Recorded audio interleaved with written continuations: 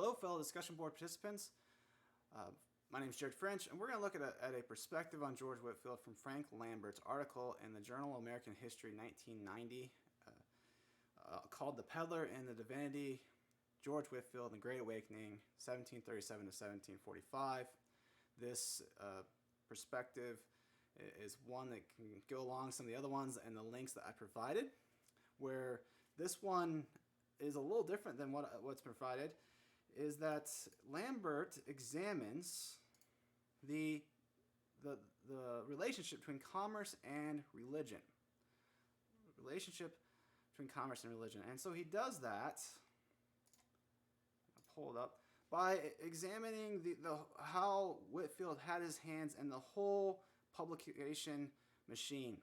Newspaper people, booksellers, publishers, printers. He then also backs up even beyond that and talks about the early influences from childhood experiences and the family business to connection, childhood friends. And then it gets to the point where he unpacks some of his associates like William Seward, who was a traveling companion and a stockbroker. And so all these things kind of come together to give shape to Whitefield's ministry as a transatlantic evangelical publication enterprise. To the point where you can almost ask, well, I mean, this was so powerful that where does it rank with Whitefield's oratory, his preaching presence? Was it actually more of the engine? Now, with that, let me pull up there's the cover of one of the resources that we can get through in our collections that George Whitefield, his journey to Georgia, that he journaled it, and this one was printed by Benjamin Franklin. And so Lambert is bringing this together, this showing us this enterprise, is because here's this tension where evangelists such as Whitefield, while they're preaching against selfish preoccupation with the pursuit of wealth, they themselves employ the tools of the trade to promote the gospel.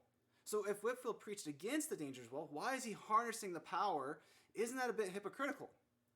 And to help, again, kind of tease out this tension, where Lambert goes is actually to the Wesleys. And he has an entry, a source of Charles Wesley's journal entry, and I searched that out. Let me pull that out for you. And the entry goes like this. Again, it's from August 13th, 1739. It is written to Seward.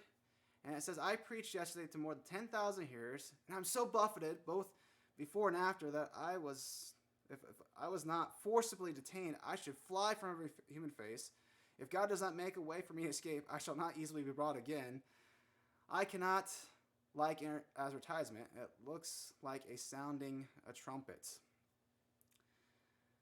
Okay, and so this is again a summary of a letter, and there's a juxtaposition where he puts his ministry of attracting 10,000 to being buffeted, and another entry up above in the journal, it talks about how that's a spiritual attack from Satan. And so it's taking such a toll on him, and yet both those, the fruit of attracting the 10,000, being Satan, target of Satan, means that God's using him. And so then he just kind of runs right on, and at least the summary, that this negative view on advertisement. And so the juxtaposition is saying, hey, this advertisement stuff's not needed for the gospel work.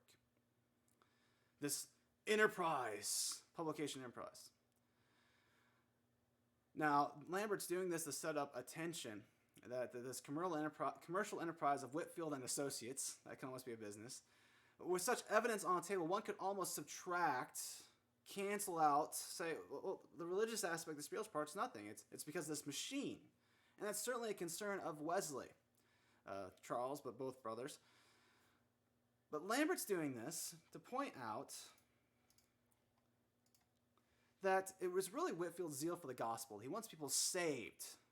And that's why Whitefield is utilizing what's at his disposal, in this case, commerce, for a Christ-glorifying end. And so it could be that Whitefield had in his mind the parable of the dishonest manager in Luke 16, where Jesus is punchline, and it says, and I tell you, make friends for yourselves by worldly wealth, so that when it fails, certainly it's not the place where you want to rest your life on, it's going to fail, but when it fails, that those friends you made may welcome you into eternal dwellings. And so, friends, with this perspective from Lambert, we kind of close our time off. And let me ask you this. What do we have at our disposal? While it's temporary, while it's fading, are we spending it to help others to know Jesus Christ as Savior? Like Whitefield did.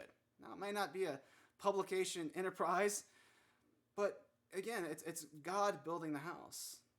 Him doing more than we can imagine or think. And so let Whitefield and this perspective encourage us to use what God has in our hands. I'll see you on the discussion boards.